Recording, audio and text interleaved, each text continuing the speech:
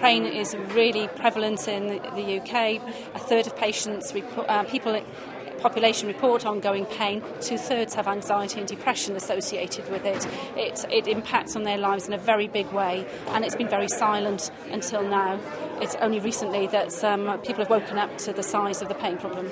My mum, actually, that she's had numerous health problems, including a heart attack, a clot in her leg, and an osteoarthritis of her hip. And it's been the osteoarthritis of her hip that's been the most debilitating, and which she's constantly asked for help for. But she's astounded, she was a doctor until she retired, that there's very little in the way of help for people in pain, and she was expecting more support than she got. She had a lot of support to help with her heart condition, with her blood clot, but very little support with her pain, and has relied on me really as a pain specialist to help her. So a very personal experience of the lack of good joint-up services. I think people don't ask enough about pain and don't ask enough about the impact of it on people's lives, and therefore people end up losing their jobs, getting very depressed, and because it's just ignored. So if actually people were, it was part of routine practice to measure pain, to understand it, then I think we'd find that generally that care would be better.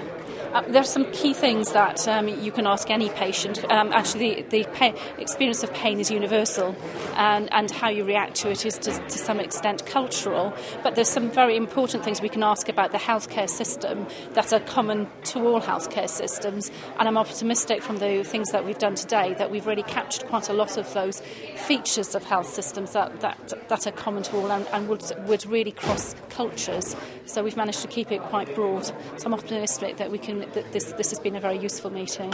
We've done a lot of work leading up to this conference. We've had numerous teleconferences, and we've all drawn upon the work that we've all done in our respective countries.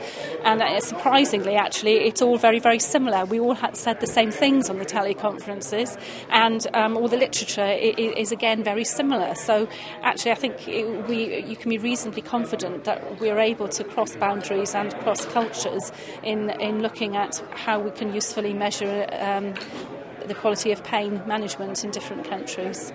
I think some broad demonstration that there is a good consensus on what we need to measure and how we should measure it.